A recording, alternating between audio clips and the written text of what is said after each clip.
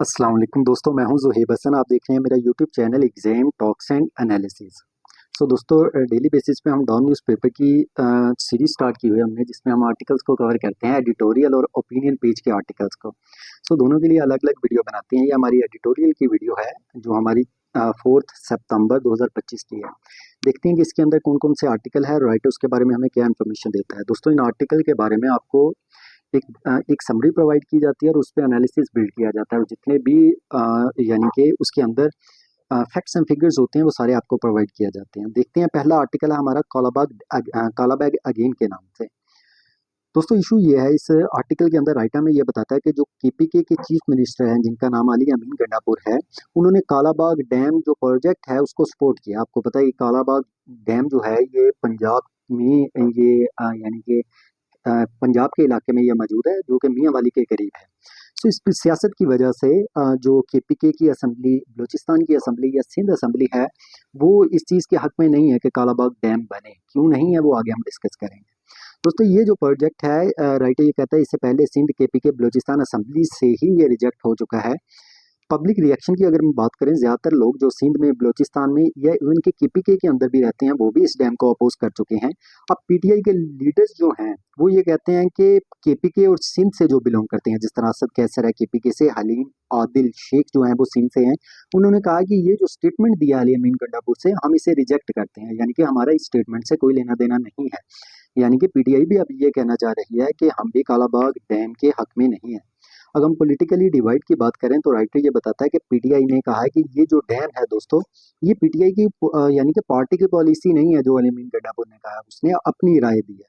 इसके अलावा अगर हम पाकिस्तान पीपल पार्टी की बात करें तो उसके निसार खोड़ो ने ये बात कही है कि जो 3 प्रोविंसेस हैं, बलूचिस्तान, केपीके और सिंध, ये पहले ही इस प्रोजेक्ट को रिजेक्ट कर चुके हैं, इसलिए ये प्रोजेक्ट स्टार्ट नहीं होना चाहिए। लेकिन हैरानकुन तौर पर पंजाब में जो पीएमएलएन है, यानी कि जो मुस्लिम लीग नून की हुकूमत है दोस्तों, उसने जो गंडापुर का स्टॉन्स है कि डैम बनाना चाहिए, इसको सपोर्ट किया है। दोस्तों, एक बार हम देख लें कि क्यों नहीं यानी कि केपीके बलूचिस्तान और सिंध क्यों चाहते हैं कि ये डैम ना बने। उसके पीछे एक बहुत बड़ी वजह यह है दोस्तों, सिंध तो पहले ही इल्ज़ाम लगाता है कि जो पंजाब है वो बहुत ज़्यादा पानी चोरी कर लेता है सिंध का। अब 1991 के अंदर एकड़ हमारे पास एक माहिदा हुआ था, जिस माहिदे की बेस पे यानी कि हमने पानी की डिवीजन की थी कि कितना पानी पंजाब इस्तेमाल करेगा, कितना केपीके इस्तेमाल करेगा, कितना सिंध और कितना बलूचिस्तान। अब जितनी वो डिवीजन हुई थी सिंध का और बलूचिस्तान का, ये कहना है कि हमें उतनी अमाउंट में भी पानी नहीं मिल पाता, यानी कि वो पानी भी पंजाब इस्तेमाल कर लेता है। हालांकि पंजाब का ये कहना है कि पंजाब के अंदर बहुत ज़्यादा इंडस्ट्रीज हैं, हमें पानी की ज़्यादा ज़रूरत होती है, पॉपुलेशन सबसे ज़्यादा है, इसलिए हमारी मजबूरी बन जाती है। दोस्तों, अब वो ये कहते हैं दोनों असम्बली कि अगर ये कालाबाग डैम बन गया तो पानी तो हमें पहले ही नहीं मिल पा रहा हो। पानी की किल्लत भी आप देखें, अब इंडस वाटर ट्रीटी भी इंडिया ने मुअत्तल कर दिया। मसला तो पहले ही मौजूद है। इसकी बेस पे ऐसा ना हो कि जो पानी मिल रहा है उसमें भी मजीद कमी हो जाए, इसलिए ये दोनों सूबे तो नहीं चाहते। अब बात रही केपीके की। दोस्तों, केपीके ये इल्जाम लगाता है कि अगर ये डैम बन जाता है तो अगर कभी फ्लड आता है ना, तो ये जो डैम बना हुआ है ना, ये कालाबाग डैम, ये थोड़ा सा ऊंचाई पे है, यानी कि इसकी हाइट ज्यादा है। वो कहते हैं अगर ये डैम भर जाता है और पीछे से पानी ज्यादा आता है, तो ये पानी इतना आगे तो फ्लो नहीं कर पाएगा। डैम भर जाएगा तो ये पानी वापस पीछे को यानी कि मूव करना शुरू कर देगा। जब पानी पीछे को मूव करेगा तो केपीके के जो साइडों में जितने भी इलाके हैं वो सारे के सारे यानी कि डूब जाएंगे। ये केपीके कहता है कि अगर हमने ये डैम बना दिया तो इसकी कीमत पूरी केपीके को अदा करनी पड़ेगी, क्योंकि ये फ्लड यानी कि ज्यादा से ज्यादा फिर बार बार आया करेगा केपीके के अंदर। ये एक वजह है जिसकी वजह से कालाबाग डैम नहीं बनने दिया जाता। इसके अलावा दोस्तों, देखते हैं राइटर क्या बता रहा है। वो कहता है प्रोविंशियल टेंशन की अगर हम बात करें तो जो पंजाब है वो ये समझता है कि जो कालाबाग है वो हमारी ज़रूरत है। जो दूसरे प्रोविंसेस है वो ये समझते हैं अगर ये बन गया तो हमारे जो हकूक हैं, कि हमें जितना पानी मिलना चाहिए वो नहीं हमें मिल सकेगा। हम प्राइम मिनिस्टर का रोल की अगर बात करें तो दोस्तों, प्राइम मिनिस्टर शहबाज शरीफ जो है उसने अभी नारवाल का दौरा किया है, जिसमें उसने ये चीज़ बताई है कि हमें मिलकर वाटर रिजर्वेयर्स या फिर डैम्स बनाने की ज़रूरत है। अब मेन कंसर्न्स क्या है, कालाबाग डैम जो है दोस्तों ये बहुत पुराना है, कंट्रोवर्शियल है और ये डेड प्रोजेक्ट हो चुका है। बड़ी देर से इस पे बातें होती हैं लेकिन ये मुकम्मल नहीं हो पाता। राइटर ये कहता है अगर आप यानी कि ऐसा डैम बनाना चाहते हैं जिसपे पहले ही कंसेंसस नहीं है, तो इसका मतलब आप प्रोवेंसीज के दरमियान एक नया डिस्प्यूट ला के खड़ा कर दो। इसकी बजाय राइटर कहता है एक नए ऑप्शंस की तरफ आपको जाना चाहिए। इसके अलावा पाकिस्तान दोस्तों राइटर बताता है कि उन टॉप 10 कंट्रीज में शामिल है जो क्लाइमेट चेंज की वजह से सबसे ज़्यादा दुनिया में अफेक्टेड है। और जिसके हमारे की प्रॉब्लम्स क्या है, राइटर कहता है कि यहाँ पे वाटर शॉर्टेज है हमारे पास, आपको पता है खुश्क साली है, फ्लड्स आ जाते हैं। जब फ्लड्स आ जाते हैं तो लोकल कम्युनिटीज़ को फिर डिस्प्लेसमेंट उनकी करनी पड़ती है, उनको अपने घर बार छोड़ने पड़ते हैं। सो राइटर कहता है सिर्फ डैम बना देना मसले का हल नहीं है।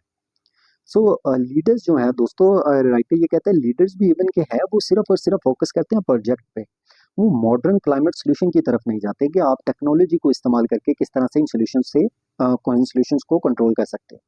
तो इस वक्त की ज़रूरत क्या है, पाकिस्तान को इकट्ठा होने की ज़रूरत है, स्पेशली जब पाकिस्तान के अंदर फ्लड्स की सिचुएशन है। इसके अलावा हमारी जो इकोनॉमिक सिचुएशन है उसको इम्प्रूव करने की ज़रूरत है, क्योंकि अगर डैम भी बनाना है तो हमारे पास तो पैसे ही नहीं है कि हम डैम बना सकें। अब ये न्यू मॉडर्न सस्टेनेबल सोल्यूशन जो है उसकी ज़रूरत है, बजाय इसके कि हम पीछे वाला जो प्रोजेक्ट कालाबाग डैम का डेड हो चुका है उसको रिवाइव करने लगते हैं। ये राइटर का कहना है दोस्तों। ये हमारा पहला आर्टिकल था। चलते हैं अपने दूसरे आर्टिकल पे जो कि हमारा न्यू थ्रेट के नाम से। दोस्तों ये बलूचिस्तान के अंदर जो सिचुएशन है उसके बारे में बात की जाएगी कि बलूचिस्तान में बीएनपी का जलसा हो रहा था, वहाँ पर सुसाइड अटैक हुआ है कि जिसके अंदर तकरीबन 15 लोग जो है वो जान के बाजी हार चुके। तो पार्टी लीडर्स जो थे वो तो बच गए, जिस तरह अख्तर मेंगल है उन्हें तो कुछ नहीं हुआ, लेकिन उनके जो वर्कर्स थे वो 15 के करीब ऐसे हैं जो अपनी जान के बाजी हार गए। अब किसने इस चीज़ की रिस्पॉन्सिबिलिटी ली है दोस्तों? दाइश ने। दाइश ये क्लेम करती है कि हमने ये अटैक करवाया बलूचिस्तान के अंदर। आप देखें 2025 में मजीद अटैक्स भी बलूचिस्तान के अंदर हो चुके हैं, जिस तरह जाफर एक्सप्रेस का वाकया हुआ। इसके अलावा मस्तूम के अंदर रेली के अंदर अटैक किया गया, खुजदार के अंदर स्कूल बस थी उसे अटैक निशाना बनाया गया। सो अगर हम सिक्योरिटी प्रॉब्लम की बात करें दोस्तों, गवर्नमेंट को पहले वार्निंग तो मिल जाती है कि यहाँ पर अटैक होने वाला है, लेकिन मसला क्या है कि गवर्नमेंट की सिक्योरिटी उस इलाके में बहुत कमज़ोर है, जिसकी वजह से यानी कि इस चीज़ को कंट्रोल नहीं कर पाते वो, और वो ये अटैक हो जाता है जिसकी वजह से बहुत से लोग अपनी जान की बाजी हारते हैं। अब ये सीरियस क्यों है? राइटर ये बताता है कि ये जो अटैक हुआ है इस चीज़ को ज़्यादा क्यों इस चीज़ का मुद्दा उठाया जा रहा है। आप देखेंगे बलूचिस्तान के अंदर वो लोग जो चाहते हैं कि बलूचिस्तान अलहदा हो जाए, जिसे हम बलोच सेपरेटिस्ट कहते हैं, उन्होंने अपनी अलग से आर्मी बनाई हुई है, जिस तरह बीएलए बलूचिस्तान लिबरेशन आर्मी। अब वो चाहते हैं हमारा बलूचिस्तान पाकिस्तान से अलग हो जाए।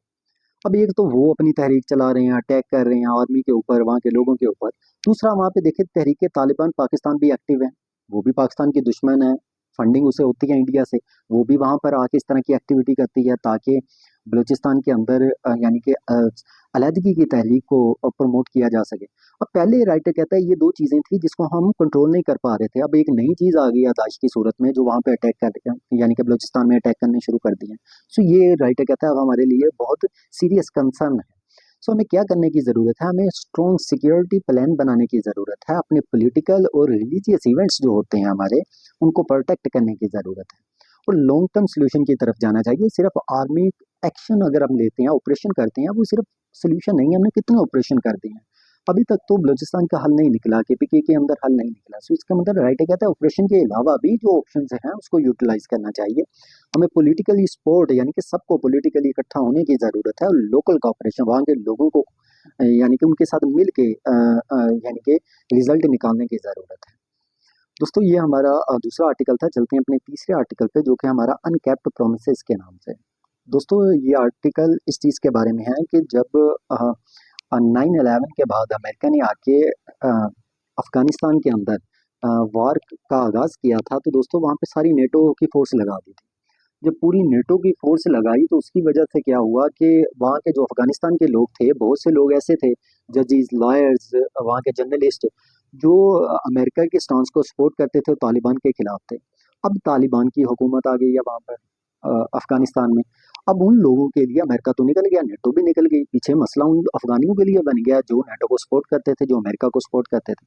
सो उस चीज़ के लिए राइटर कहता है कि ये यूरोपियन कंट्रीज जो थे इन्हों और अमेरिका जो था, इसने ये वादा किया था कि ये जो लोग हमें सपोर्ट करते रहे हैं, हम इनकी जान की हिफाजत करेंगे, हम इनको अपने मुल्क में ले आएंगे, वहाँ पे रहने के लिए जगह देंगे। लेकिन ये ऐसा नहीं कर सके। इस चीज़ के बारे में आर्टिकल है, देखते हैं अब क्या राइटर बताता है। दोस्तों जर्मनी ने ये कहा है कि उसने अफगान पीपल जो पाकिस्तान आ गए थे, जब तालिबान की हुकूमत आई अफगानिस्तान में, तो लोग माइग्रेट करके पाकिस्तान आ गया, पाकिस्तान ने भी उन लोगों को वापस भेज दिया।